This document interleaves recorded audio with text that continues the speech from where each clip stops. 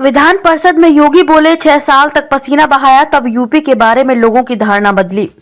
Budget पर विधानसभा में विपक्ष को करारा जवाब देने के बाद गुरुवार को मुख्यमंत्री योगी आदित्यनाथ ने विधान परिषद में बजट पर चर्चा करते हुए सरकार की उपलब्धियां गिनाई। उनका फोकस फरवरी में संपन्न हुई ग्लोबल इन्वेस्टर समिट पर रहा।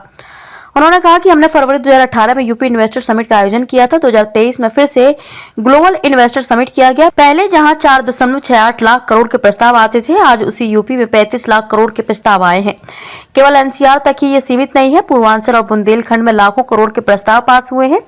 इसके लिए अभियान चलाना पड़ा। 6 साल तक टीम यूपी लगातार काम करती रही। पसीना बहाया तब धारणा बदली। हमारे पास आज बेहतर कनेक्टिविटी है, express way, rail network, air network. हमने सेक्टोरल पॉलिसी बनाई और उसमें कार्य योजना बनाकर हमने परिश्रम को आगे बढ़ाया। पॉलिसी बनाई गई, एंटी भूमाफिया टास्क फोर्स बनाकर 64,000 हेक्टेयर भूमि का लैंड बैंक बनाकर भूमाफियाओं से मुक्त कराया। परिणाम हमारे सामने है। विदेशों से लेकर प्रदेश के पिछड़े इलाकों तक से आ रहा है निवेश। मुख्यमंत्री योगी ने ग्लोबल इन्वेस्टर समिट के लिए सरकार की ओर से किए गए प्रयासों के बारे में जानकारी देते हुए कहा कि इस बार हमारे डिप्टी सीएम और वरिष्ठ मंत्रीगण जिस देश में गए उनका हर जगह सम्मान के साथ स्वागत हुआ। हमारी टीम दुनिया के 16 देशों, भारत के 8 शहरों में बड़े पैमाने पर निवेश लेकर आई। हमारे जनप्रतिनिधियों ने यूपी के हर जिले में निवेशक सम्मेलन किए। यूपी की ये सबसे बड़ी सफलता है कि जहां 75 जनपद कवर हो रहे हैं, तो वहीं सबसे पिछड़े इलाके पूर्वांचल और बुंदेलखंड से भी भारी निवेश हुआ है। पहले यूपी के इन्वेस्टर समिट लखनऊ में ना होकर दिल्ली और मुंबई में होते थे। पूछा जाता था कि यूपी में क्यों नहीं करते, तो जवाब मिलता था कि यूपी में कोई नहीं आएगा। मुख्यमंत्री योगी ने कहा कि भाजपा 5 साल तक प्रदेश में सफलतापूर्वक शासन करने के बाद फिर से 2/3 बहुमत के साथ प्रदेश की सत्ता में आई। 2016 का बजट 3.29 लाख करोड़ था। 2017 में 3.40 लाख करोड़ का बजट था।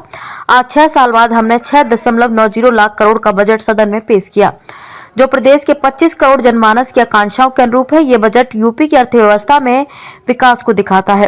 प्रदेश के अंदर व्यवस्थाओं को सुदृढ़ करने में हमें सफलता प्राप्त हुई है। प्रधानमंत्री ने 2014 में सबका साथ, सबका विकास, सबका विश्वास और सबका प्रयास का मंत्र दिया। वही इस सरकार की सफलता का मूल मंत्र है। गांव, गरीब, महिला, किसान, युवा सबको एक साथ जोड़ते हुए प्रत्येक क्षेत्र में विकास दिखाई दे रहा है। कभी युवाओं के सामने पहचान का संकट था, संगठित अपराध के माफिया की पैरेलल सत्ता चलती थी, बेटियां सुरक्षित नहीं थी, किसान आत्महत्या कर रहे थे।